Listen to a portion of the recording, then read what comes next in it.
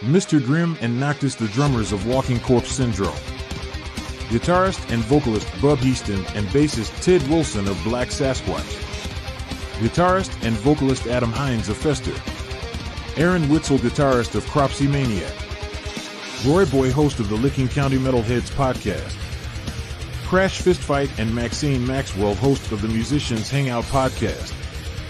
Jeff Towlinski, host of the Hard Rockin' Sports Show. You too can give your beard the magic touch and treat your skin to the finest. Visit hempwizard.net today and use code 20OFF to save 20% off of your entire order.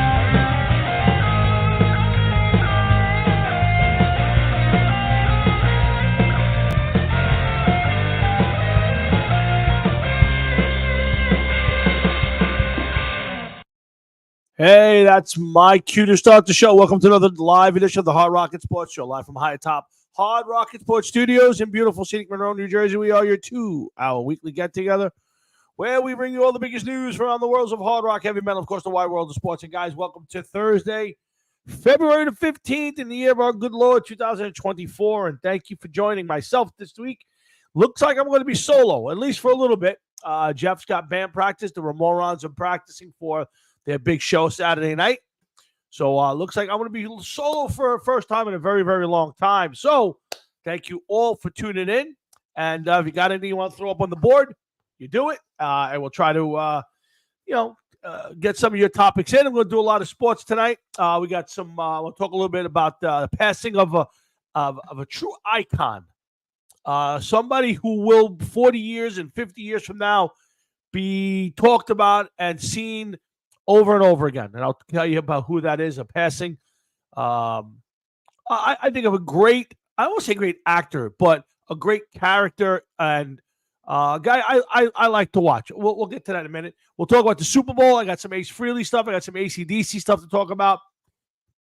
We got a lot to talk about on this week's show. So I hope you guys have had a great week. And I look forward to getting into some good Super Bowl talk. We'll probably hoping to show up right there with that. And spend a good amount of time on that. So, like I said, thanks for tuning into the Hard Rocket Sports Show. Remember, as always, we are brought to you by a bunch of people, but our buddies over at Hemp Wizard, who developed the Sunday Audible. That's right, the Sunday Audible fragrance. You developed and endorsed specifically by our dear buddy, Mr. Jeff Towlinski. Do me a favor, go to hempwizard.net. And you can catch their full line of beard care and skin care products. So if you got a nice lady at home or a man who doesn't have a beard, but they want to keep their skin soft and silky, well, there's no better product line in the world that I know of than Hemp Wizard. And the Hemp Wizard Beard Care Company is not only a great company for their products, they are great in the community. And Mike Weissman, who's a really good guy, who is a veteran himself, does a lot for the veteran community, animals, and the like. And I promise you, supporting Hemp Wizard Beard Care Company is good on a lot of levels. So do me a favor, go to hempwizard.net. You can buy this fragrance, Sunday Audible, and many other type of stuff, including their skincare products. So please do me a favor and check them out when you get a minute. Again, I'm happy to be back in the studio. It's been a long time since I did a solo show, so bear with me. I will do the best I can to keep you entertained and informed and moving forward along. So a couple things. First off, happy Valentine's Day to everybody out there, and hope everybody had a nice holiday yesterday. I hope those of you who are with a significant other you enjoyed each other and did a little something special for each other. If you're single and you didn't, well, let me tell you something. Nothing wrong with that either. You're living your life to your best. That's all that matters. So, hey, Mike Weisman, I hope you heard my little endorsement of your ad for your company. Again, like I said, hempwizard.net, Sunday Audible, and all that stuff. Just finished a little commercial for you guys, Mike. Again, I'll say it in front of Michael, one of the best people I have never met yet, but Mike does a great amount of stuff for the community. And supporting him and Hemp Wizard only helps him to help others, the veterans, animals, and the like. And again, a great product line. I bought the skincare line, and it was loved in this house. And Jeff completely loves. Hey, Paul D'Agostino, what's up, brother? Haven't seen you around in a while, my brother. I miss you. We got everybody checking in. So again, check out the Hemp Wizard people and make sure you support Mike at hempwizard.net. Hempwizard.net. Okay, let's get into a little bit. Oh, and I wish everybody happy Valentine's Day, but I do have to put a little tragic news into it. Our condolences go out and our heartfelt hope for quick recoveries for all those people who were hurt yesterday and killed. One woman, I believe, was killed at the Kansas City Chiefs parade. Now, I got to tell you, I didn't know much about the story yet. I haven't seen much. I know there's a lot out there. I haven't had a chance to read today's paper. I don't know if this was two people shooting at each other, a couple of guys walking into a crowd and starting to shoot, whatever it is. I'm glad they've captured at least two of them. They should be put under the jail. I am not anti-gun. I believe everybody has the right to carry one. But if you use it wrong, you should go away for a very, very long time. And what sounded like what happened yesterday, a bunch of kids, 11 kids shot. It's disgusting. People out there celebrating their team, their city, their state, and two idiots or a bunch of idiots decide to bring guns there. It's a strange thing. I read something, or I heard it this morning on my way to work. There were 850. Adam Hines, my man, Adam Hines and Fester, out there. 850 law enforcement at this parade. Now, I don't know the circumstances. I don't know how far they're stretched out. I don't know how the eyes in the skies, all that good stuff. All I could say is, I hope there is some comfort for the people who lost their loved one.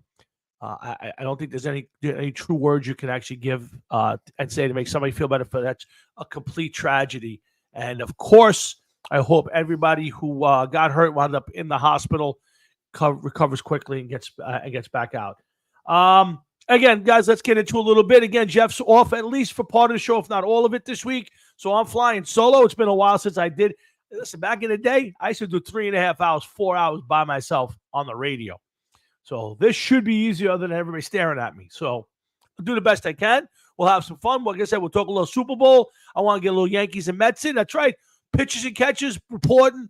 We got first practices going on. We got a lot of stuff happening in baseball now as we transition from the football season to baseball. Again, we'll always do football on this show. There's always so much going on. We got Combine coming up. We'll get ready for the Trent mini camps. We'll get ready for the draft. So there's always some football talk here on Hard Rocket Sports. I want to talk a little bit of Ace Frehley. I want to open the show with a little something a little different. I want to talk about Carl Weathers. That's right. If you don't know who Carl Weathers is, you've been living in a box. So the Rocky series is one of the great movie compilations, series, dynasties ever. You have them. There's obviously The Godfather and Jaws. What's up there, Black Sasquatch guys? And we got my man David Burns watching it from Cedar Hills, Texas. You got The Godfather, you got Jaws, you got Star Wars, you got and obviously you got Rocky. And the Rocky series, which now is transformed into Creed, with Michael B. Jordan, is a great series. Now, whether you love every movie, whether you love every character, there's nothing better, in my opinion, than those early Rockies with Apollo Creed. And Carl Weathers did such a great job. I mean, I could believe growing up and to now that Carl Weathers was so good, he could have been a boxer. Now, could he have been a real boxer? I don't know. But when he walked into that ring, you believed he was Apollo Creed. You believed that was a that was a physical human being and not a character the guy was playing. Now, I don't never heard whether he got how much the character, how much he did an amazing job. And not only did a great job there, he was a really good actor. I won't say great, that's a little rough.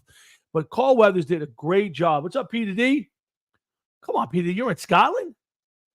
What shit's that all about, Pete? But Carl Weathers and Apollo Creed is one of those characters that'll be remembered forever. People will be watching the Rocky movies forever. I mean, it's already 40 plus years, closing in on 50 years since the first one. And it still is iconic today. It still played tons on TV. And Carl Weathers obviously did stuff with Predator and the Adam Sandler movies and so many other things. A phenomenal actor, in my opinion. And he did all those things. Did comedies. He did dramas. I saw him on Chicago PD. You know, Carl Weathers was a good actor. One of those guys you love watching on the screen. And it's unfortunate that he passed away at such a young age. So our condolences to that. But I have to tell you, you know, there are a few characters in the movies. Obviously, Don Corleone, Rocky. You know, there are characters that we will always remember and watch fondly. And Apollo Creed will be another one of those.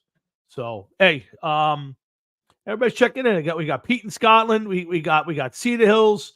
In fact, we got Black Sasquatch guys. We got Adam Hines over at Akron, Ohio. But Pete, you're visiting your daughter. It's terrific. Please give her our best. Please be safe on your trip, my brother. That's got to be some long flight. Was that like 8-10 hours, Pete? And you're tuning into us, man. That's thanks, my brother. That Pete's a great guy. Anyway, so we got a lot to talk about. I want to get to what the hell happened to everybody. Oh, there you go. Boy, oh boy, my computer just went haywire. So anyway, let's get to it a little bit. My dad's hanging in there. Let's bring my dad on. We'll talk to him for a few minutes. Then we're going to get to the Super Bowl and give you my thoughts on the game. Again, I got some Ace Frehley talk. I got some AC/DC. We'll talk Yankees and Mets. We got a few other things to talk about. So let's get to it. Let's get the Hard Rocket Show started just the way we know how to do it. And let's get my dad on the phone. On the phone. Wow. What's up, Pop? What's up, guy? How you doing, Tom? I'm good, Pop. What's happening? Not much. I was just the other day I was scrolling through the YouTube, which I love. Yeah. And I don't know how many people know it. Have you ever seen or heard any Sonny Liston? Sure, of course. I remember him as a kid when he fought Floyd Patterson. Yep. To my thought, watching a lot of his old fights. Yep. He had to be one of the, if not the greatest heavyweights ever. When he fought Ali in the first time, they estimated him to be in his middle 40s. And the first fight and the second fight, if you see the story of him, you weren't beating him with no phantom punch. He actually took cops and was sticking them in the garbage pails when they tried to arrest him. So, I'm looking him up online. He said he was born in 1930 and died in 1970. So he'd have been 40 when he died. No, those are all. They said it. I remember when he fought Floyd Patterson. He hit Patterson. He almost killed him. Then he fought him the second time. He killed him. And he was just, he just had that thing about him, and he was a jawbreaker. Leg breaker for the organized crime. Right. And he died supposedly of drugs, which they said he was deathly afraid of needles. Okay. He would take a needle. But it just, if you have nothing to do and you want to see somebody, you see, I just couldn't get over him. But getting back to Sunday's game. Sure, go ahead, Pop. I tell you the truth, the first 4 quarters I didn't like. I thought it was one of the sloppiest games I saw. Okay. The fifth quarter was good. Okay. I liked the fifth quarter, which I didn't know they continue with like another game. Correct. Game. That's correct. I didn't realize that either, but yes, that is correct. So had that quarter ended before the touchdown was scored, they would have just moved to the other side of the field and continued. What would happen when you got to halftime? That's a good question. I don't know if they would have stopped. I would guess they would have stopped for 20 minutes no, they said they would have. They thought they would have stopped for 2 minutes. Okay, yeah, I'm not sure.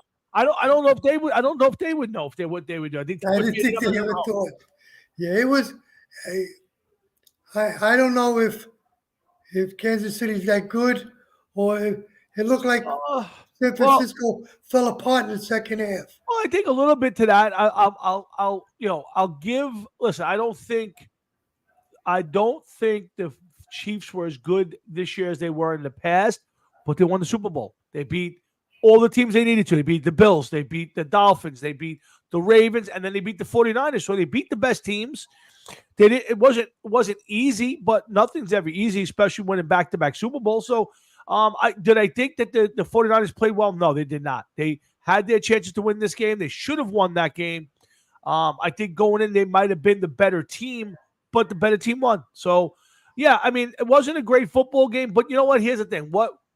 It was a football game. Some games come out and you play a little sloppy. You make some mistakes. You adjust. I think the best thing you can say is the Chiefs made the changes and they cleaned it up on the fly better than the 49ers did. It was a good game. It was, I don't know. It just didn't have the. Yeah, listen, it was not an exciting game. It wasn't the game where they were going up and down the field. It wasn't exciting, but it was a football game. It was a decent game. Yeah. If I had to pay for it, I wouldn't want it. Yeah, it wasn't listen, I'll never classify this as one of the better Super Bowls I've ever watched. But the last quarter was it got to be, listen, what do you want in a football game, right? You want to be close at the end and not be a blowout. How many Super Bowls have we watched where in halftime the game was basically over? Yeah. So it was a game. There was decisions to be made. Guys made good and bad decisions, and it wasn't a game where in the fourth quarter you were just waiting for it to end. Yeah, I thought it was pretty good. Yeah. The halftime show, I didn't really, Yeah, I didn't stick around for that. I haven't watched the halftime show in years. No, will I? So I have no interest in that. I didn't watch that.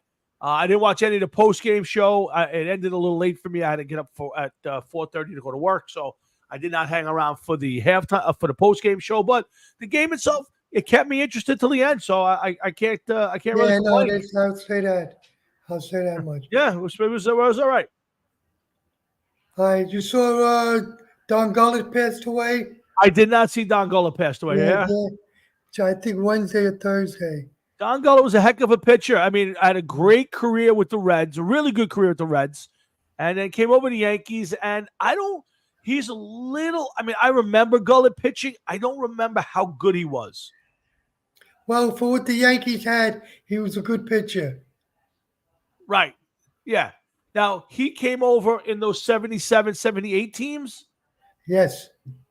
Okay. I believe so. I believe you're right. I don't know if he came over in 76. No, 70. Yeah, pitching for the Big Red Machine. They were just starting to play good ball, the Yankees.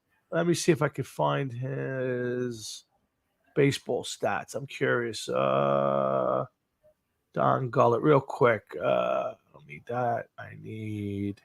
I'll look up his Don Gullett. So where was he? Yankees was 77 and 78. So Gullett became free agent with Yankees. Shoulder problems in 78. So he was 11-2 in 77.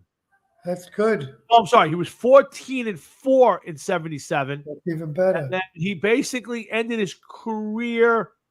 Shoulder problems in 78. Signally ended his career at age 27. He sat out the 79 and 80 seasons. And got the Yankees to release Gullett after the 80 season. So basically he was done after 78. He was on the team in 78, but did not perform. He was injured during the World Series. So one real season with the Yankees, 14-4. He was a heck of a pitcher. Again, and Gullett was the pitcher when Willie Mays hit his 660th and last home run. Really? I'll give you that. Yep, it's in his Wikipedia. That's who he hit it off. That's who he hit it off with. Don Gullett. Willie Mays hit it off with Don Gullett. That was his. He was 109-50. It was his career record. And he's not in the Hall of Fame? He's not in the Hall of Fame. No. I didn't think so. He's in the Cincinnati Reds Hall of Fame, but he's not in the Hall of Fame. Not a bad career, but so sorry to hear that Don Gullah passed. I have not seen or heard from All right, Tom, I'm going to let you go. All right, Pops. I'll see you hopefully over the weekend. No, we'll see you for sure, Pop. We'll see you for sure. Right. Yep. And take care. Have a good day. You got it, Pops. Thanks for calling. Talk to you soon. That's my dad. He checks in every week and love having him on. So let's just stay on the Super Bowl for a minute, for more than a minute, hopefully. Frank, what do you think about the Chiefs still partying after the shooting? Because I read that. I didn't see any of that, Frankie. If that's the case, boy, that's a bad look. Now, I know they all came out and said a lot of good stuff, sent out a lot of tweets, and a lot of messages went out. In fact, I think Andy Reid, I heard, actually comforted some boy who was at the shooting. And so I don't know if that's the case and they went out and partied after that. That's a bad look. Hey, what's up, Frank? That's a really bad look for Kansas City Chiefs. If they went out and partied after the shooting, now again, not their fault, but you kind of got to go, all right, maybe we have to hold off our partying for a few days or keep it extremely low key because it's a bad look because you're out there celebrating and 21 people who came to celebrate you we either killed or injured. So I think that's a bad look. Greed was cool, but the team didn't party or did party. I'll have to look that one up, Frankie, but it's a bad look. Let's get to the game a little bit, and then we'll talk a little bit more about that. I'll try to look that up as I go.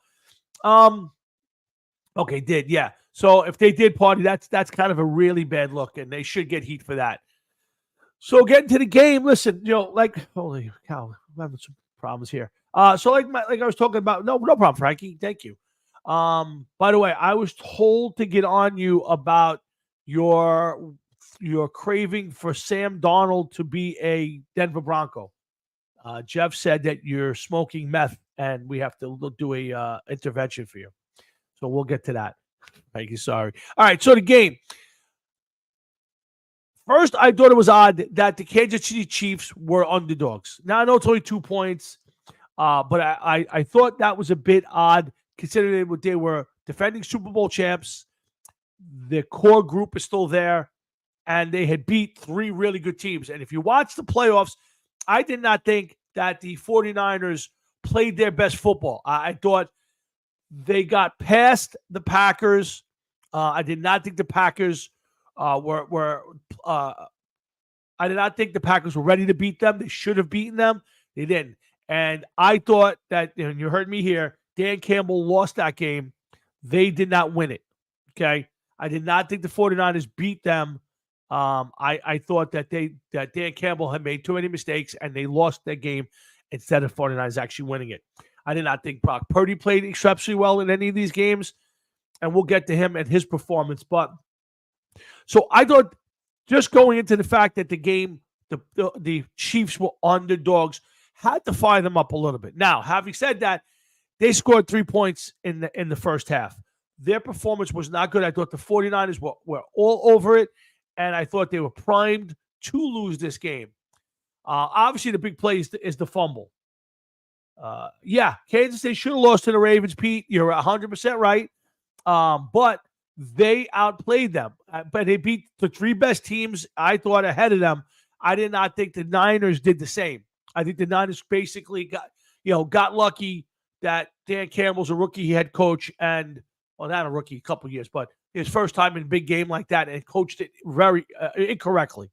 So, but one thing you have to look at with this Chiefs team is Andy Reid. And I've underestimated Andy Reid for years.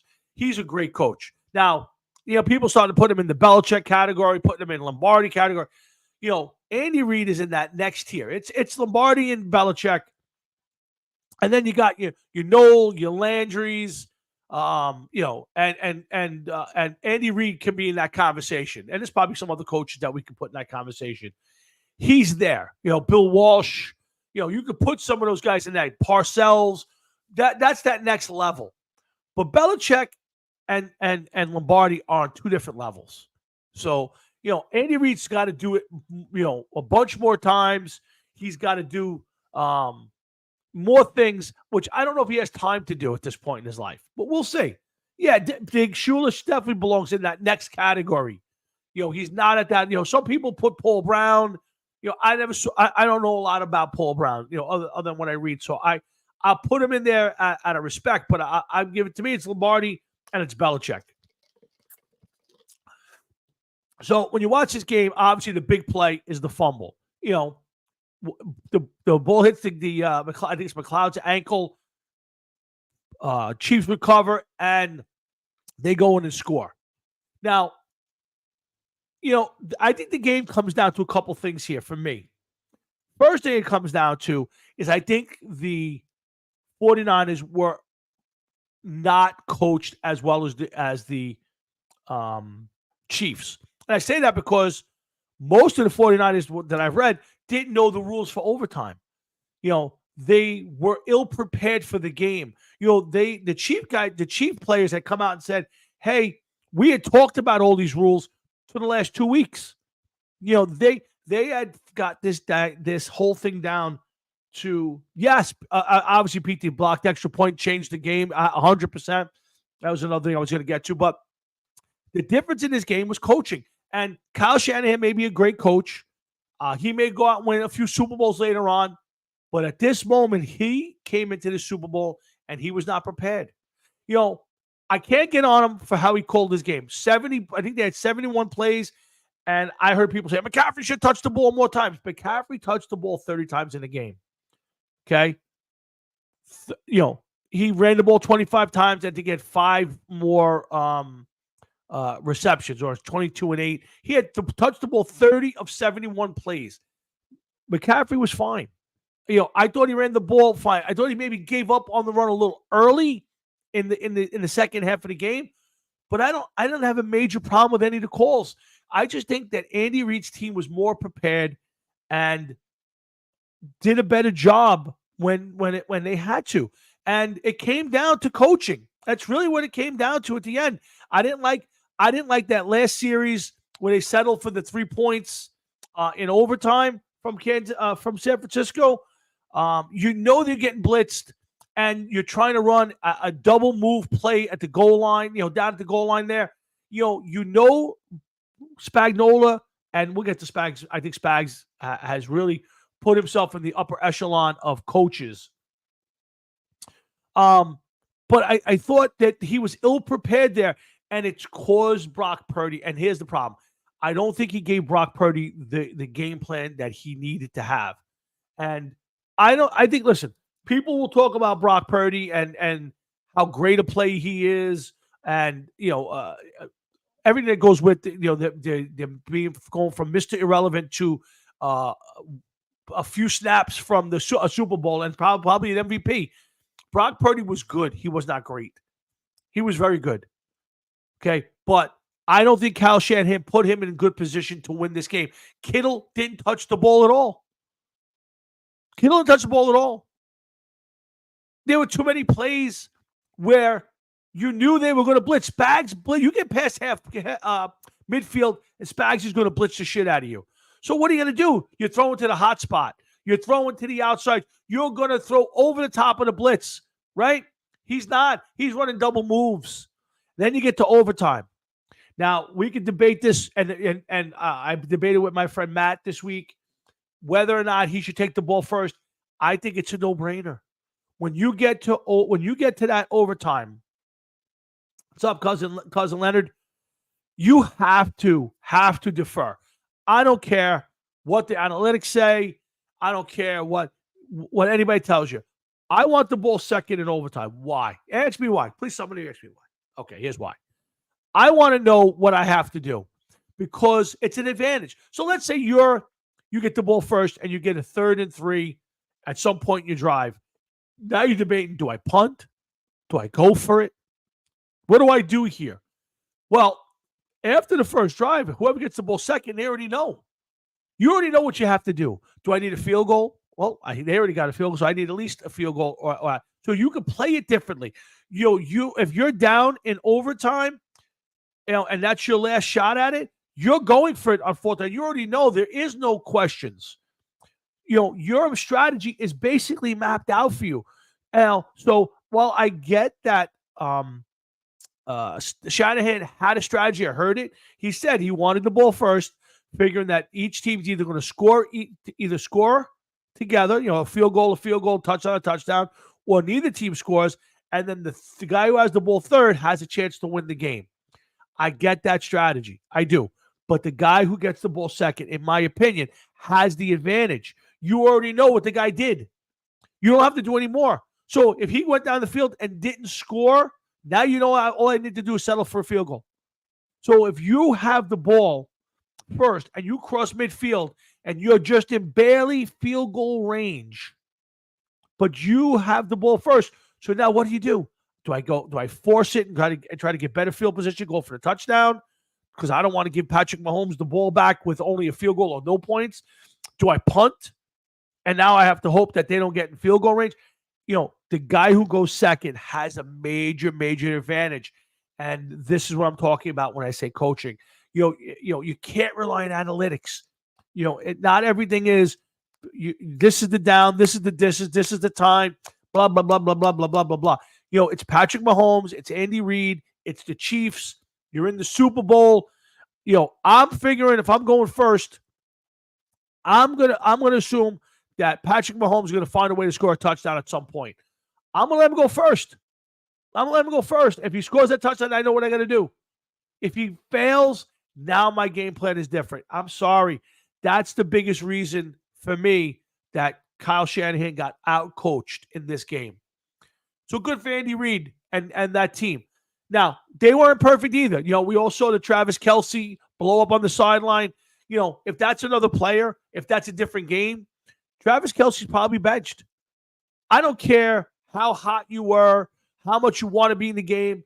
That is completely out. Could you imagine if Travis Kelce knocked him down? Could you even imagine, had Travis Kelce bumped him hard enough to knock Andy Reid down on the in the Super Bowl during the game? To me, now I heard some pieces of the Kelce Brother podcast, and his brother, I don't know who's older, but I think Jason is, and he said, bro, you can't, that was wrong. There's no way to sugarcoat it. That's out of line, disrespectful. And Travis Kelce owned up to it and all of that. And he's a moron. Let's be honest. Travis Kelce's a freaking moron. You ever see the way he came dressed to the game? It's ridiculous. I don't care. Metrosexual, homosexual, whatever you want to call yourself. You're a football player. You show up in a suit and tie. Just dress like a normal human being for 5 minutes. It does not really has to be a fashion statement. He's a moron, but he's a heck of a player. So he's not going to get benched. But you can't pull that off in that game. That, to me, if they had lost, think about if they had lost, how much worse that whole thing would have been. It would have been national news. People would have blamed the whole situation on them losing. If you're Travis Kelce, you need to stand up. Now, I didn't watch any post game. I haven't watched anything on YouTube about it. So he might have apologized flat out. And he deserved to. And that's it. And there was another blow up. If nobody paid attention, I think it was Rashid Rice, and Mahomes got into it on the sideline. Excuse me. Yeah, it should be. It should be. That should be a rule. Suit and tie. You're playing in the Super Bowl. Dress appropriately. You're representing your team. Man, God, don't show up in ridiculous outfits because some designer gave it to you. You want to be cool. It's just ridiculous. But so, the Chiefs weren't perfect. It was a game that could be picked off in. And had the 49ers been a better team, they probably would have won this game. But they didn't make the plays. I thought their defensive line disappeared when it mattered. Bosa, I thought, was playing more to keep Mahomes in the pocket than put on a straight pass rush. I thought he did a nice job out there. He was disruptive. I thought there was a couple of plays. Chase Young was disruptive. I thought Armstead played well. They weren't great. And when that front four isn't great, they have a hard time. They don't like to blitz. So, I thought they fired their defensive coordinator. I believe that's what I heard. They fired their defensive coordinator this week. So while the Chiefs aren't they're a dynasty. Let me rephrase that. The Chiefs are a dynasty. They won 2 in a row. They won 3 out of the last 4 or 5, whatever it is. The Chiefs are on their way to building a big dynasty. Well, I won't even get into whether they can do it again next year. It's tough. And is Patrick Mahomes the best player in football? Probably at this point, you'd have to say that he is. When he steps on the field, you feel like he can win. That guy can win any game. And his father got arrested, DWI. His wife's all over Sports Illustrated front pages, and the guy just shows up and plays football. I'm not a huge fan of the guy. After this year, I kind of lost a little luster for the guy. His whole act during the Bills game tired me out. But take nothing away, it was a great effort. But let me say, and I've been hyping him and I've been hyping Andy Reid for a reason. They are not the reason why that team won the Super Bowl or had the season they have. Steve Spagnuolo. Steve Spagnuolo has turned in an amazing job for this team over the last few years, and nothing better than what he did in these playoffs. Steve Spagnuolo, with an offense that was not killing it, 20-something points a game, 23, 24 points a game, Spags has turned into arguably the greatest defensive coordinator of all time. Now, people will argue. Some people put Rex Ryan out there for those Ravens teams of the early 2000s. I'll throw Bill Belichick's in there. Those Giants defenses, what he did to the Bills in Super Bowl 25, and what Bill's done his whole career. I mean, even though he's the head coach, Bill is basically the de facto head defensive coordinator. There's not a better mind that I've ever watched than Bill Belichick. But Steve Spagnuolo gets to be put into that category. The guy, I think, he's won 5 Super Bowls now as a coordinator. Now, some people say, well, why is he getting a shot at a head coaching job? Well, to be honest with you, Spags had a couple opportunities and it hasn't turned out real well. Some people are just coordinators, and Spags may be that guy. Maybe that'll be his thing. But you know what? The guy calls a great football game, and that is why we are celebrating, or they are celebrating the Super Bowl this year because of Steve Spagnuolo and his defense. Now, last year, Spags' defense was good, but that Kansas City offense was really good. It was still putting points on it. But this year, they led the league in drops. Pacheco didn't really get going for a while. Mahomes wasn't Mahomes. That team won on defense. I mean, they ran the ball really well, and they played great defense. And that's what won them. That's what won this game. Now, they didn't run the ball real well in this game. Pacheco was okay. He had some moments. He had to put the ball on the ground once. But that defense shut down that San Francisco offense. Listen, guys, it was 17-10 in the third quarter, right? I mean, this game was super close.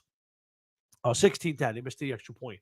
So, to me, at the end of the day, if you want to pat Andy Reid on the back and Patrick Mahomes on the back for winning 2 in a row, the guy that really needs to be number 3 or 1B or number 2, maybe Reid and Mahomes are 1A, 1B, is Steve Spagnuolo. Steve Spagnuolo did an incredible job shutting down that San Francisco defense, and quite frankly, all the teams in the playoffs. He shut down. He stifled Lamar Jackson. Guys MVP, shut him down, which is not the hardest thing in the whole world. And then, of course, the Bills. Steve Spagnuolo gets super props for me. Let's talk about. Let's see. Taylor Swift. Listen, again, I don't blame Taylor Swift for all the bullshit. She's showing up watching her boyfriend play, and TV's taking advantage of the situation by showing her 50 times a game on TV. I don't need to see it. We don't know. We don't. But there's 10 million 13 to 17 or 18-year-old girls who every time she pops up, they're staring at the screen just for that. They could care less who wins, who loses. They don't care who catches a pass. They don't care about fantasy. They don't care about online betting. They want to see what Taylor Swift is wearing, what she's drinking, if she's singing, is she dancing. That's all they care about. So NFL is just taking advantage of the situation. So good for them. Shitty for us. I did not watch Usher in the halftime show. Some people loved it. Some people hated it. I am not an Usher fan. I'm not watching it. Okay. Until they put somebody out there that I can actually go watch, I could care less. I didn't watch the puppy. I got a haircut. So that was what I did during the halftime. So that'll tell you how much that meant to me. Let's see what else I want to talk. Tony Romo. Listen, Romo's annoying. People talk about it. I'm just getting through all the Super Bowl stuff that is on my plate. And again, we're missing Jeff tonight. Thank you all for tuning in. Jeff taking a break tonight. He has Ramorons practice. The band's playing this Saturday night at Big Nose Kate's, 9 o'clock, I believe, or 9:30. The band goes on. So I make sure if you're around in Staten Island and you're out near Big Nose Kate's, go see John and Jeff and John and Chris, and as they put on their best Ramones tribute as the Ramorons. And Jeff's out of practice with the boys tonight, so he will not be joining me. Not that I know of. He could pop up any minute. You never know with Jeff. Let me see if I see him on screen. Hold on, make sure he doesn't text me telling me he's showing up. Nope. But again, Jeff should be back with us next week. And again, thanks for all you guys for tuning in. I'm having a little fun trying to keep you keep just so many people up on the screen. Oh shoot. Okay. I let it. I absolutely will. If I in the future, if I know Jeff's going to be out in advance, I'll reach out and let you know. I hope I'm still there. Guys, are you hearing me? I just want to make sure that I saw a computer thing pop up. If you're hearing me, just throw something out on the screen and tell me you're there. So I know I'm not talking to myself. Anyway, finishing up on the Super Bowl. I talked about Purdy, Shanahan, Travis Kelce. Yep, good. Thank you, Leonard. Commercials. Okay, another down year in commercial. I don't know what happened. There's no more memorable. Now, I'll say there was a couple good ones. The Christopher Walken one was really good. I thought Christopher Walken commercial was funny as hell. So that was a good one. The Dunk Kings with Matt Damon and what's his Jennifer J-Lo, and I can't think of the guy's name top of my head right now. Oh my God, was really funny. In fact, I thought Matt Damon was hysterical. His part was like any of my friends when we did stupid things and somebody would be on the side and they'd be just looking at each other like, all right, he's a moron. That's what you got. That was a really good commercial. So those were two that I thought were really good. Other than that, boy, there's just no memorable ones, whether it's a tug on the heartstrings or a funny one. It just, I don't know. I don't know if people are afraid to be funny now. Yeah, that wasn't terrible, Leonard. I agree with you. It wasn't terrible, but I just think people are so afraid to offend people that they put out these bland commercials, and they're just not memorable, But listen, it is what it is, and used to be. And I watched every commercial. Like I normally will flip channels. During commercials, I'll go from sporting event to a show to sporting event to a show to show. I hate commercials. I watched every commercial just in case they were going to sneak one in that was good. Never happened. So, like I said, the Dunk Kings one was pretty good. That one I liked, and the Christopher Walken one was good, which I only saw once. I was curious why they didn't bring that one back for a second one. I guess they pay for one. It's expensive. I think it's $7 million. It was $7 million for a 30-second ad. Yeah, Adam, I think that's the problem with a lot of things today. Music, advertising, sports.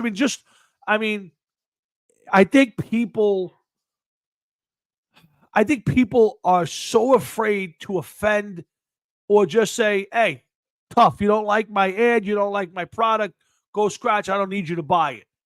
I think people are so afraid, and I think the networks are so scared of putting something on that will offend the woke. There's 1 or 2% of our society who's got us by the fucking balls. They're so afraid of offending them that it's robbed us. Everything, and Adam, you said it perfectly. It's so just laxative. It's just cardboard, vanilla. You don't ever get extra. You don't get funny because somebody's going to be upset about it. And I think it's disgusting. And, here's what I say. If I put someone on TV and you don't like it, flip the channel. If I play some on a radio or music and you don't like it, skip to the next song. I do it. if somebody puts something on, my wife watches all these crazy shows, and I just go by to the next one. So what? I'm not offending you. You're not offending me. I don't want to watch it. I won't watch it. That doesn't mean you shouldn't be on. It just means I don't have to watch it. But don't shove it down my throat. But the problem is the opposite. We're getting the opposite from most artists. By the way, I was getting lunch today, and I haven't eaten Taco Bell in 100 years. But I wanted it's right across the street from my office. I went in to get a burrito, and I believe I got a burrito next to John 5 from Motley Crue now. So I think I bought a burrito right next to John 5. Anyway, before I forget.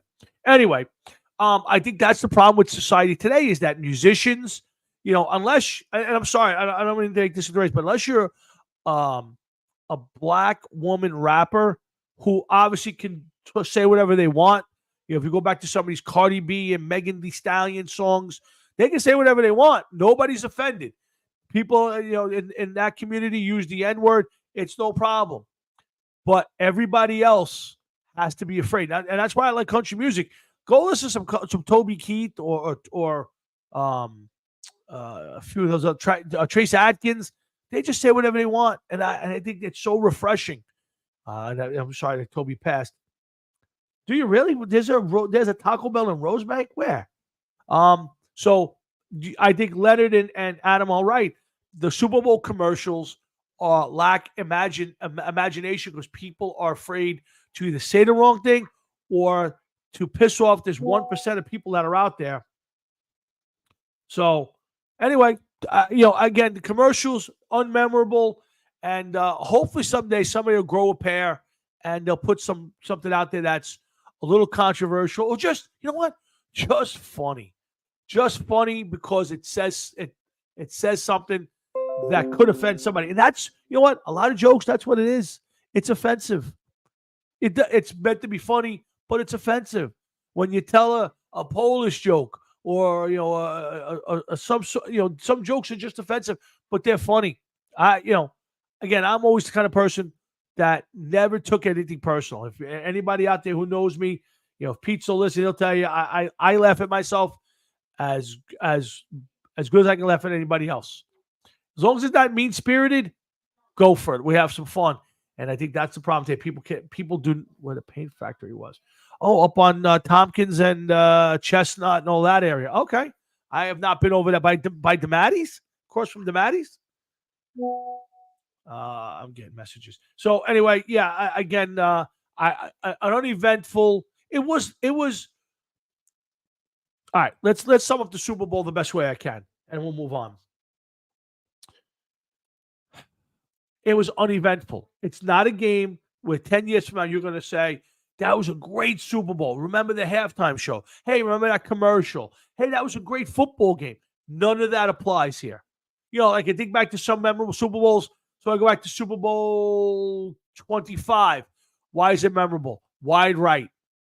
Whitney Houston singing the national anthem. There's so many Super Bowls that you could point to that were memorable for Super Bowl 42, the helmet catch with David Tyree. There are so many Super Bowls, Pittsburgh and Arizona, the toe drag catch from Antonio Brown. Was it Antonio Brown who caught that? Not Antonio Brown. Think of the other guy. There's so many opposite of Garibaldi's. Okay, yeah. Okay, I know exactly what you're talking about, Leonard. But this one will go down as an uneventful Super Bowl, and the only reason that you'll remember it is that the Chiefs won 2 in a row. So, but for the game itself, most people will not remember it. So, having said that, let's wrap up our talk about the Super Bowl, and we'll move on. I want to talk a little Ace Frehley. Then I want to talk about a little Yankees and Mets. Yes, exactly right, Leonard. Exactly right. I want to talk a little Yankees and Mets. So stick around. We got a lot still to talk about. Hard Rocket Sports. I'm Tom Florio. I'm here every Thursday night with my partner, Jeff Tolwinski, and we try to get on the air and do a little entertaining and all of that. So hopefully you guys stick around. We got another hour or so of me chewing the crap by myself. I don't get to do the show very often by myself. Usually my pal, my partner of 40 years, my buddy Jeff, joins me, but he's out practicing to be the big-time bass player he is. So All right, so let's get to Ace Frehley a little bit. I did see an article about Ace, and he was ripping apart the Kiss guys again, and I don't blame him. All right, I don't know how many of you guys are out there, Ace Frehley or Kiss fans, so indulge me for a few minutes. You know, I'm a huge Kiss fan going back to 1975. October 31st, 1975, Paul Lynde, Halloween special, I saw Kiss. And that's when I became a Kiss fan, and it's till this day. Up on my shelf up there, I got every Kiss album, but the first one. I realized I don't have the very first Kiss album. I have to find that now. So anyway, let's see. So back in back in March of 23, so almost a year ago, Paul Stanley went on the Howard Stern show. Now, Howard Stern, I don't know why anybody goes on Howard Stern.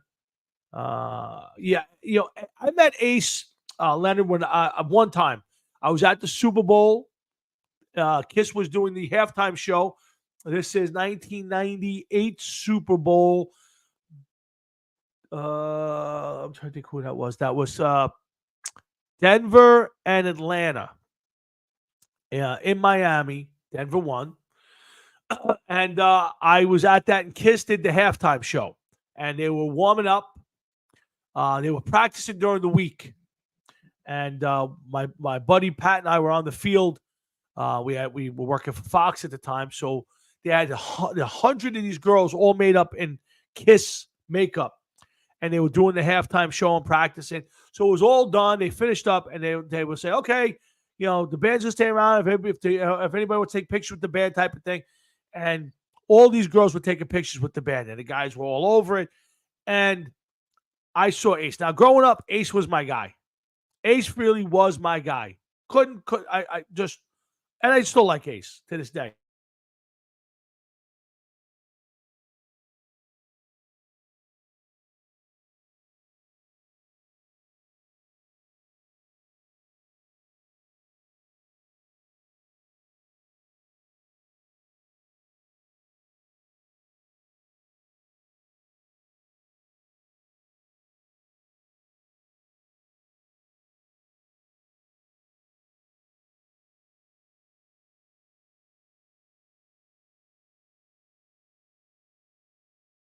Sorry, guys.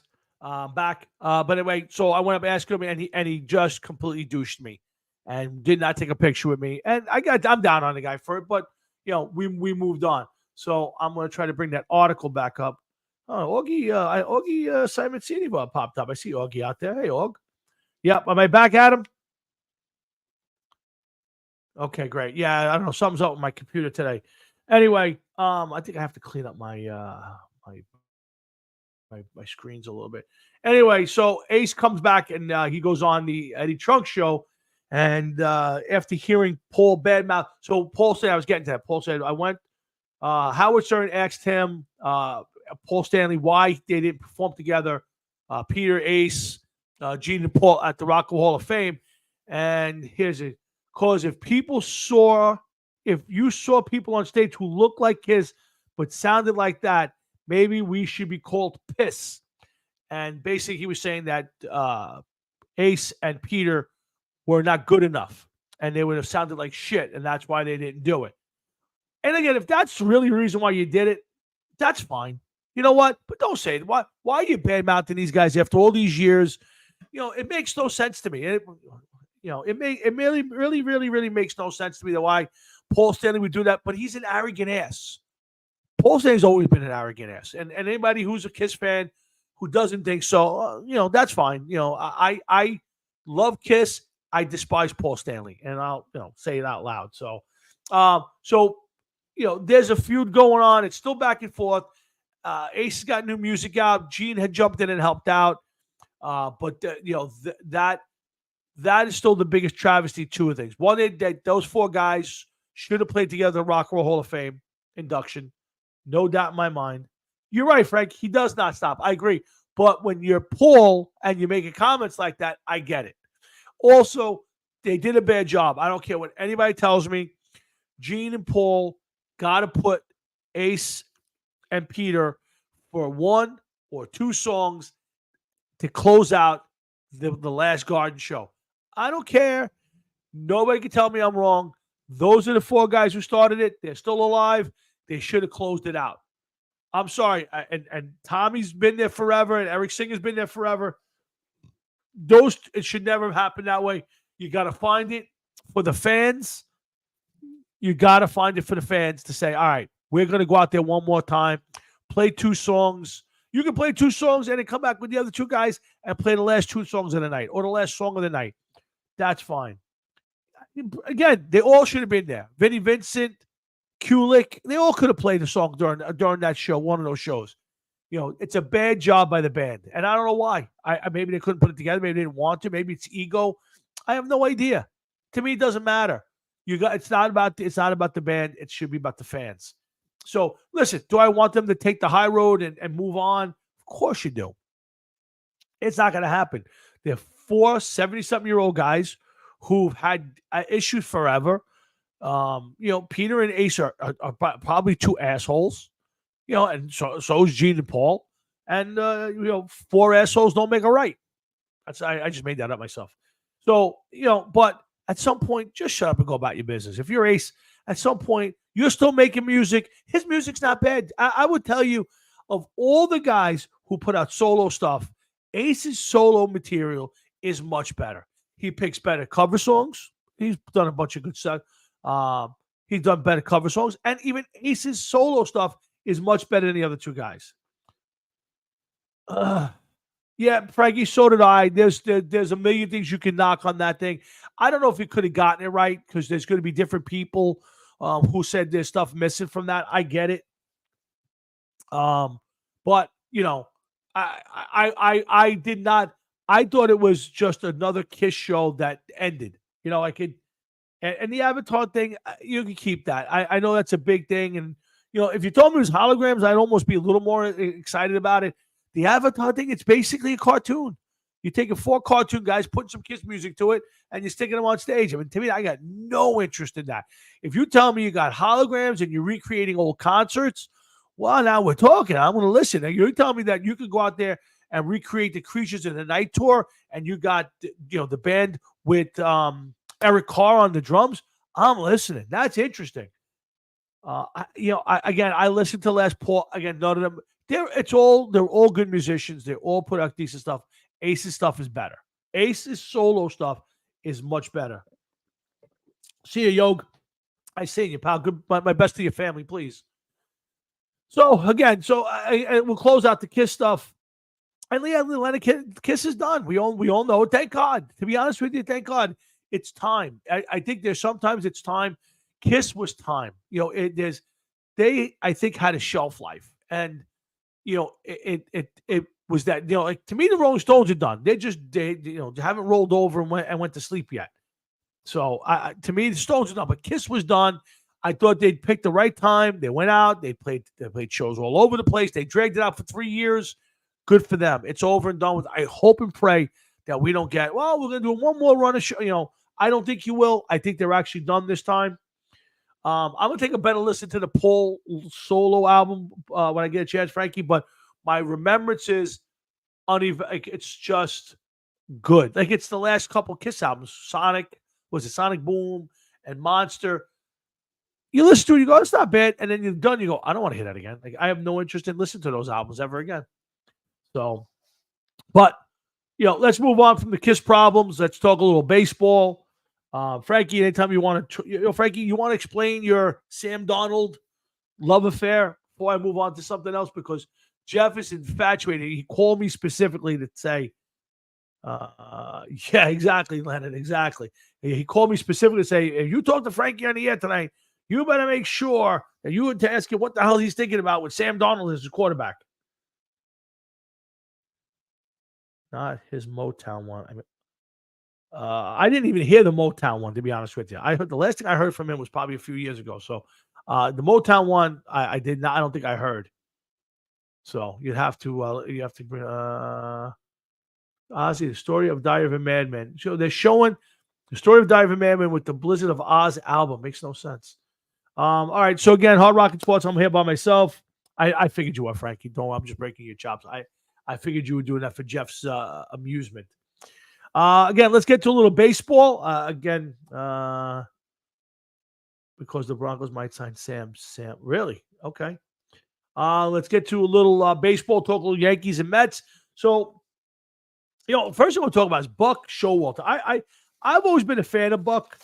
I think he's a bit overrated, but I really question what happened last year. I don't know who was managing the team. Was he managing the team? Was the front office managing the team? Not really sure. He put out an article. He did an interview this week, and he basically said that there was a game where one of his plays had 2 triples and a double, or 2 doubles and a triple, and somebody came in and said that guy might need the day off load management. And Buck said, well, let the player come in. And at first I thought he meant the player. And it turned out it was Nimmo, because they went back and checked in September, and it was Nimmo had that game. But I thought it was Nimmo, which I thought was, I think, I'm not a Met fan, but Nimmo seems one of those guys who wants to play every single minute of every game. The new manager is, I have it right here, Leonard. His name is Carlos Mendoza. He was the Yankee bench coach, I believe, last year. He's not a Met manager. So, Buck said basically, it seems like the analytics people, the non-necessarily baseball people have been interfering with Buck. And Buck's a little older now and probably done with the game. But you see where the game is going when they're talking about a guy who's 20-something years old, early 30s, and he has to take a day off because he had 3 hits in the game and had to run the bases a lot. That's the problem with sports. You see it in basketball all the time. I know they're trying all these different ways. That asshole in San Antonio started that bullshit, Popovich, with taking 4 or 5 guys and sitting them one night. We'll go lose this game to keep guys healthy. Bullshit. These are 20-something-year-old kids, 30-year-old men, and they can't play 2 or 3 nights a week. There's a problem there. But baseball is starting to filter the baseball a little bit now, too. We're seeing that a lot. So let's talk a little Mets right now. The Mets have their issues. We'll see how the new Met manager does. Cohen has, I think, changed course. I think you see that just based on the fact that they have not signed Pete Alonso to a long-term deal, and good for him, because I don't think I would not be signing Alonso to the deal that he wants or that Boras is going to try to get him. Ultimately, will the Mets pocket it? They might, but I like the direction the Mets have turned to, and that's okay. Let's stop with the bullshit. Let's stop trying to buy it. Let's try to build it and build it right and build it for the future. So good for them. I still don't think they have a good enough pitching staff. We'll see what the bullpen looks like. I'm not crazy about it, and a lot of it's going to depend on Diaz. Is Diaz the pitcher he was 2 years ago or 3 years ago? Obviously he's out last year. 2 years ago, he might have been the best reliever in baseball. The year before that, people running him out of town. So the pitching staff is suspect. Bullpen, suspect. Offensively and defensively, well, is Marte going to be the player he was 2 years ago or the player he was most of last year? Yeah, Frankie, I got that. And I don't, it's not about spending the money. It's about spending the money in the right places. I thought they did a nice job trying to go after Yamamoto. So that was a smart move that didn't work out. I'm always suspect of the foreign players, because most of it doesn't work. You got your Ichiros, you got your Shohei Ohtanis, but there's too many Kiyagawas and Hideki Arabus and some of these other guys who just don't pan out. So you got to be careful. But he's a 25-year-old guy who won the equivalent of three straight Cy Youngs in his country. So, if you're going to spend the money on somebody, that's probably the guy. So I give them credit for trying to spend the money in the right spot and not trying to buy another 38, 39-year-old, former Cy Young winner. So I don't know what their plan for next year would be, whether it's, they're going to try to go after Soto.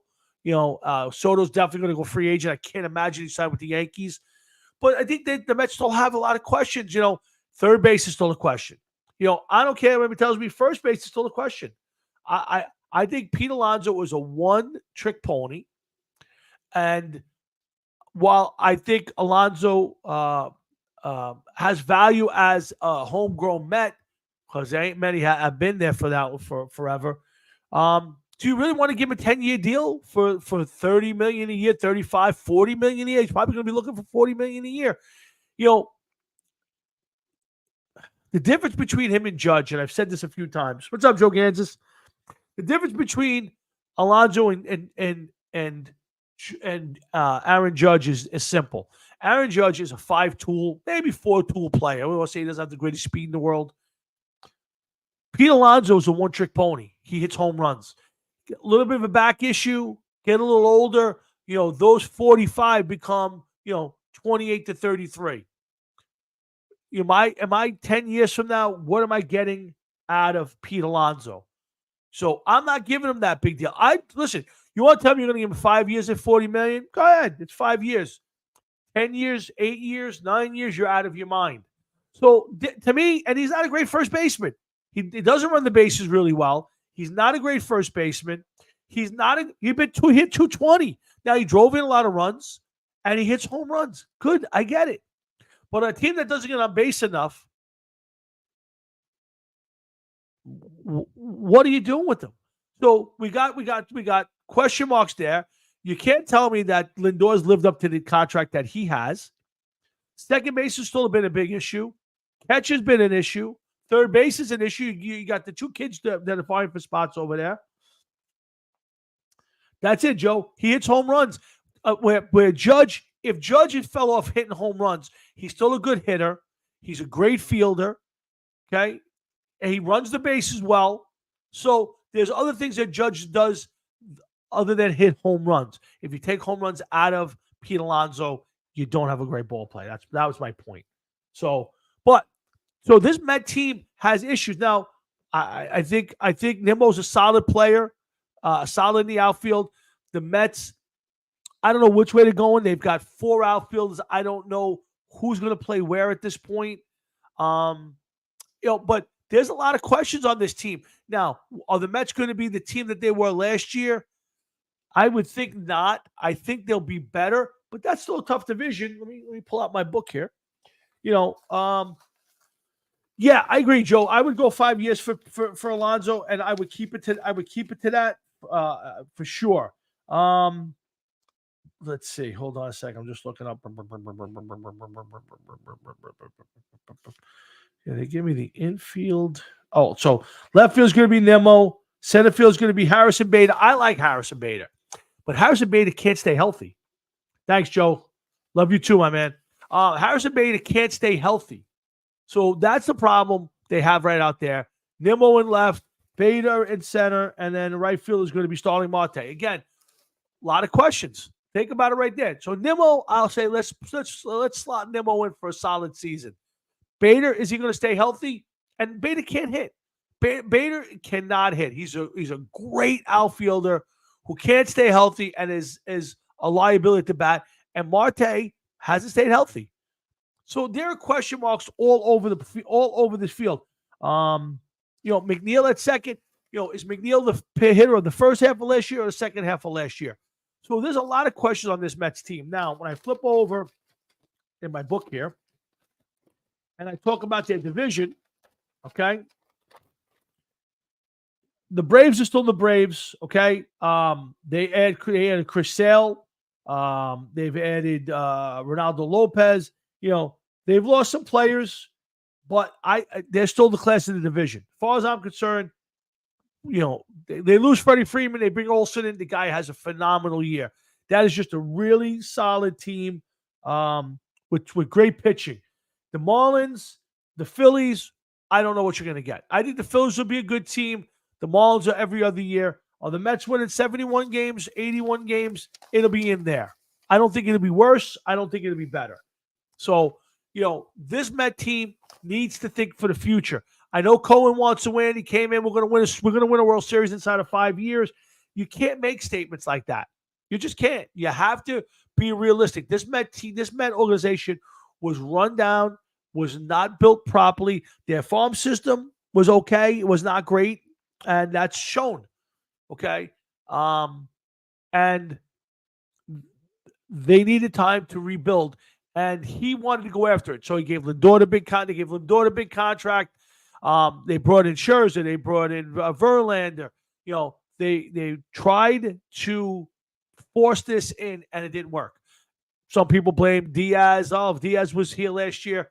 I'm not buying into that. Diaz is a really good player, but Diaz is not the reason why they did not win last year.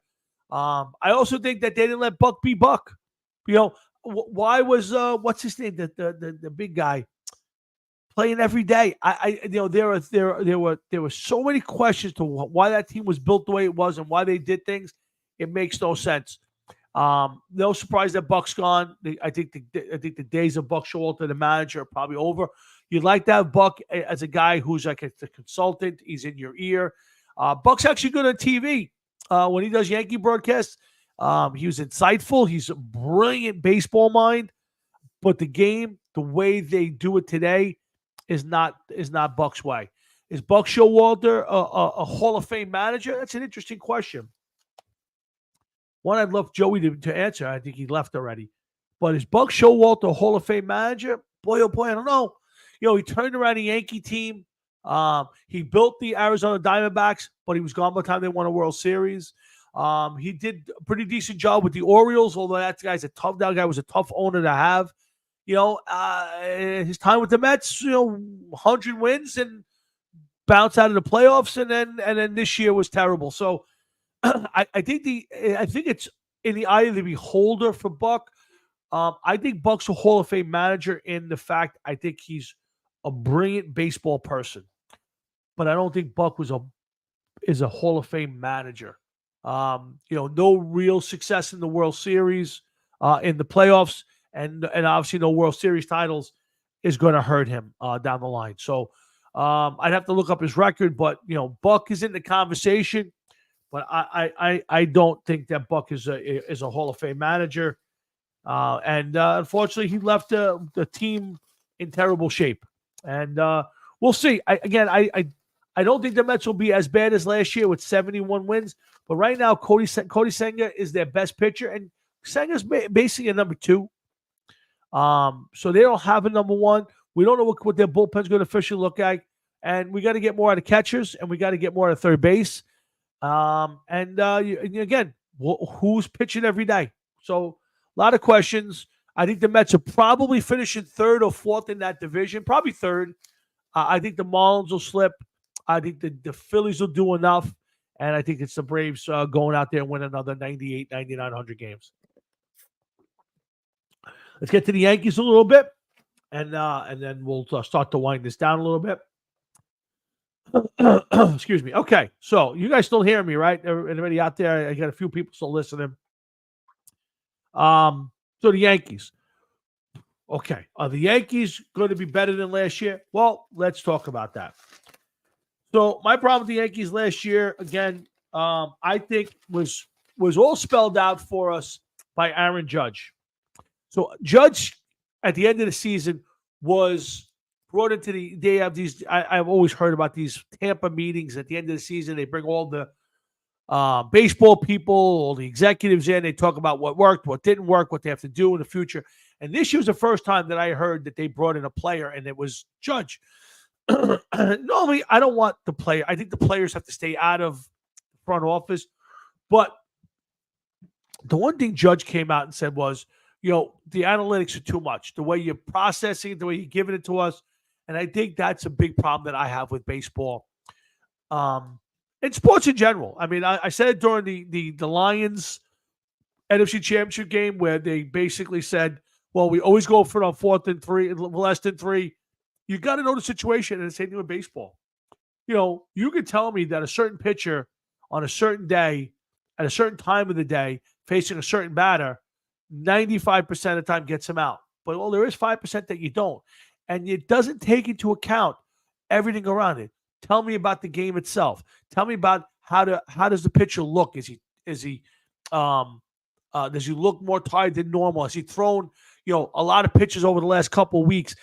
Does the batter had a rough night before? There's so many things that go into these things that you can't just take numbers off a chalkboard and say, plug that right in. And I think the Yankees have gotten that far. I think they're hell bent on having their guys with arc angles and exit velocity. I watch this kid Volpe, and he's a really good hitter. I'm sorry, and it surprised me how good a fielder he was. And it looked like they changed his swing or they changed his philosophy, and everything was an uppercut. And you saw there was a few weeks where the kid was driving the ball the other way, and you said, man, okay, man, if this kid would just drive the ball the other way, he'll still hit 20 home runs. He may only hit 15 homers. But, boy, instead of hitting 210, he's going to hit 270, 280, maybe 290. He's got that good a swing. And the problem is the Yankee philosophy is how far, how high can we hit it? Because we got Aaron Judge, okay? We got Mike, we got Giancarlo Stanton. We have all these guys who hit home runs, and we want all our plays to hit them as far as they can. And that's not conducive. And we've seen it for the last 5 or 7 years in the playoffs. The Yankees will go out and win 90-something games. They'll dominate all season. Judge hits 62 homers, and they get barely through the first round of the playoffs, and then they face the Astros. And what happens? They face good pitching, and they get shut down. So I don't know if this current Yankee team has changed that. Now, I like the way LeMahieu played the second half of last year. So let's hope that LeMahieu has refound his swing. He's staying healthy. He's going to lead off, and he's going to play every day at third base.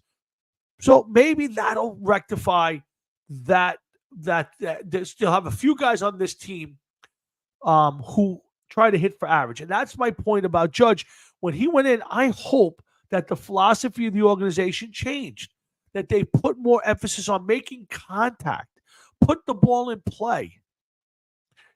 Take the single in the gap and build an inning instead of trying to drive the ball out of the ballpark all day and leading the league in strikeouts and getting to the playoffs and having a bad philosophy against a good pitcher. So, now Soto is going to change that lineup. If Rizzo's healthy, and he was having a great season until he got hurt, this could be a very good offensive Yankee team. If I look at the top 4 or 5 guys, you're going to go LeMahieu, you're going to go Judge, you're going to go Soto, you're probably going to go Rizzo and Stanton. 5 off the top. That's a pretty good lineup if it's healthy and being productive. You'll get it to what's the second baseman's name? Shoot, I'm drawing a blank right now. Torres is a streaky hitter. I would have dumped him 2 years ago when they had the opportunity. They didn't do it. Volpe's going to be a good player. So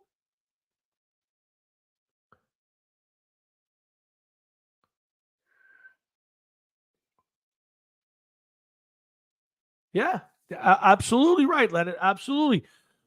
So listen.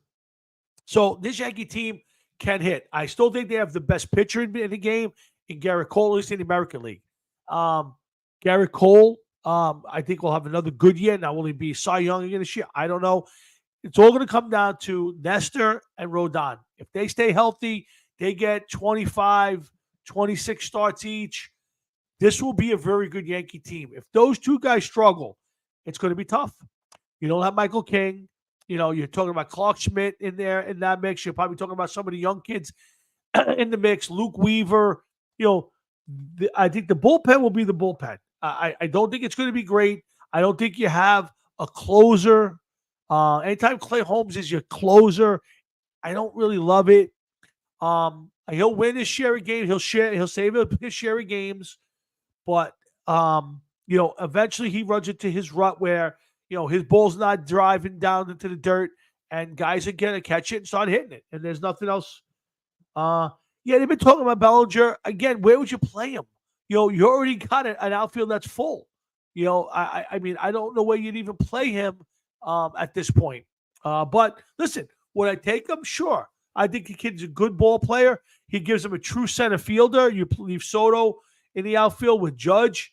It's a good team. Don't get me wrong. What they need is a reliever or another starter would be even better. But I guess you could. I mean, again, Rizzo never stays healthy all year long anyway, so you're probably right. You probably could get him some some time over there at first base. But this Yankee team, if the philosophy doesn't change, it will be the same thing. And again, they got to stay healthy. So even if they stay healthy and they get 92, 93, 94 wins, they make the playoffs. Right now, the way I look at it, unless they've changed their philosophy in the dugout with the analytics and the way they swing the bat and the way that they teach the kids to hit, this team's going to struggle. I like some of the young kids, Oswaldo Cabrera. I like the Oswald Peraza. They have some good young talent. I would get Peraza in the lineup every day at second base and dump Torres. Torres is Torres.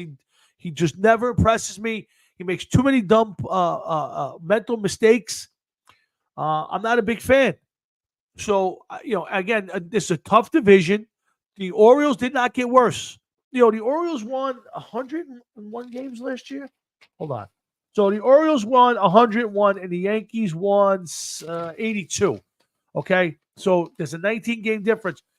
Have the Yankees made up those 19 games? They have not. They have not.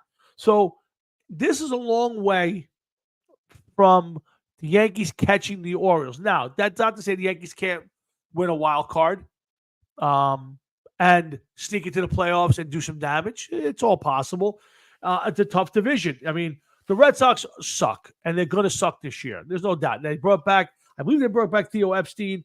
So, yeah, they did. So they'll be better eventually, but they won't be better right now. The Orioles are still a class of the division, and the the Tampa Rays always seem to find a way to win. I don't know how. Yeah, Leonard, I keep hearing that. 2 years ago, they were going to trade him to the Marlins for the kid. I think his name was Lopez, the pitcher. That fell apart. Look, Torres is an adequate second baseman, a good hitter when he's hot, but he's super streaky. And to me, I would rather see one of the young kids playing the game who hustles and plays harder and plays better defense. So if you're not going to hit, play me great defense, hustle on the base paths, make some stuff happen, and let's get a little juice in this lineup. So I would have dumped him before the season. I would have gave him away for a bag of balls. But, whatever, Cashman's holding on to that.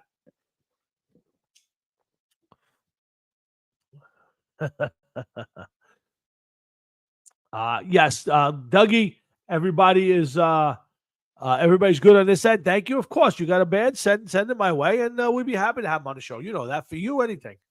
And who grow with well. Yeah, and that's exactly right, Leonard. It'd be nice to stick a young kid in there. Maybe it's Peraza, maybe it's Cabrera. I think Cabrera was more of a Swiss Army knife. A guy who could play a little bit everywhere, give you some speed. I don't think he's an everyday player. But Peraza, I think, is. And you put him and Volpe out there, maybe you got the next 10 years with a solid infield. Back to the old, Alan Trammell, Lou Whitaker days, and when you had guys who played together for 10 years and they knew each other inside and out. That would be great. I think Volpe's here for the long haul. I would be surprised if Volpe missed, got sent back down or got benched for any other reason other than a day off. I think the kid, I was shocked by how good his defense. He didn't want a Gold Glove.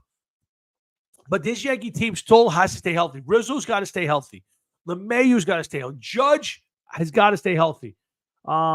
Yeah, Kubek and Richardson, you go back to, yeah, absolutely, 100%. The health of this team is the key. Judge cannot miss 2 months. I've already written Stanton off. Stanton's going to play 110 games, and when he does play, he's going to act. He's going to trot around like he did last year. And there's another guy. I wish they would eat his contract and dump him, but they won't do it. I think he's actually in the way, and I think he's holding a spot from a guy who should be playing. So, but again, if Rizzo's got to stay healthy, Judge got to stay healthy, and LeMahieu's got to be productive.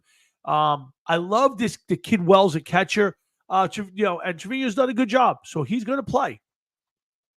I think you got the best of both worlds.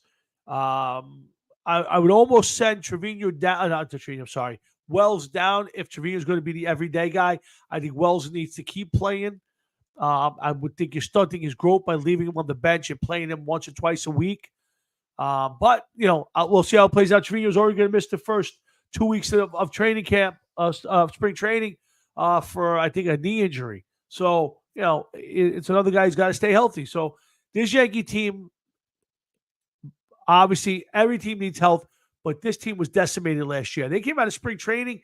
I think they lost 2 or 3 of their starting pitchers. They had guys down all over the place. Rizzo gets hurt in May. They don't diagnose this the right way for 2 months. He's not the same. There's a lot of that stuff. So Yankees got to stay healthy. They'll win 90-something games. They'll make the playoffs. But if they did not learn from the past and they bring that philosophy into this season, this Yankee team will fail early in the playoffs. So what can I tell you?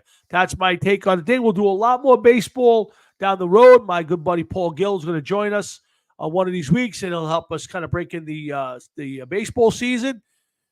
We still got a few more minutes. I think I'm going to cut it off pretty soon. I'm getting a little tired. I kind of run through my material.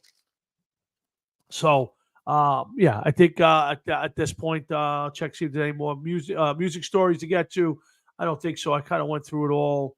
Motley Crue's got a Shout at the Devil reaction figures. I never understood. Motley Crue now has action figures. Boy, that's kind of weird. Nickelback document. I like Nickelback. I'm sorry. You sure, baseball? Atlanta, you sponsor the team again this year? Are you sure? Nickelback, I Hate to Love. I like Nickelback. There's a lot of Nickelback songs out there. I haven't listened to them in a long time. I'm going to have to dig up some of that music. But, I never understood the hate for Nickelback. It's almost like back in the day when Beavis and Butthead used to abuse Winger. I'm not a big Winger fan, but boy, oh boy, some bands just take it tough. And Winger was one of those back in the 80s and 90s. Oh, okay. And now it seems like it's Nickelback is that band that everybody loves to hate. Is Mick Mars one of the most underrated guitar players in the 80s? No, he's not. He's not a great guitar player. Mick Mars is a good player, got good sound, but he's not underrated. He's an average heavy metal guitar player from that. If you put him up against the guys who are doing stuff now, maybe you want to say, well, he was pigeonholed playing in the Motley Crue stuff, maybe. But what you put on tape is what you put on tape. So, to me, he's a good player, really good player. I could never be as good as that guy, but I'm not putting him as an underrated guitar player, not at all. What the hell just happened? Okay, there we are. All right, guys, I'm going to wrap it up. It seems I'm having some problems with my computer here. So before it goes bad, I'm going to close it up and move on. So let me start with the thank yous. I want to thank my dad for coming on. I want to thank all you guys. There was a ton of people listening tonight. Dougie, David from Cedar Hills. Is that David Burke? Let's see. My man Paul D'Agostino popped in. Frankie Catalano, Digger, Leonard, Adam, all the cast of characters. Dougie, Augie Simoncini down in Myrtle Beach area. All you guys, I want to thank you. It's really from the bottom of my heart. You guys, Joe Gansas, all you guys stopping by and listening to me for an hour and a half do this by myself. I really do appreciate it. It is really good of you all to come back every week, and I look forward to doing it again next week. That's Cousin. We'll talk to you. So hopefully I get to see. I popped into the Bella Beans a couple times and to see if you were in there, and I didn't see you sitting around. But hopefully one of these days I'll pop over there and see you there. So my best to you, Leonard, and everybody. But again, thanks to everybody who took the time out to listen to me tonight, who listened to us each and every week. Thank you all. It really is something we can't say thank you enough for. And I look forward to doing it again next Thursday night. So having said that, I want to thank my partner, Mr. Jeff Tomwinski, for being my buddy in this every week. Thank you to all you guys for listening in. So for Jeff Tomwinski, myself, and everybody here at Hard Rocket Sports, I say thanks for tuning in. We'll see you next week. So have a great rest of your night, a great rest of your week, a great weekend, and a great week. And I'll see you back here next Thursday night at 7 o'clock on the Hard Rocket Sports Show. Rosebank forever, Leonard. My best to everybody. I'm going to stop in and check out the Taco Bell, see if it's any good. In the meantime, everybody have a great night, and thanks for tuning in. Take care.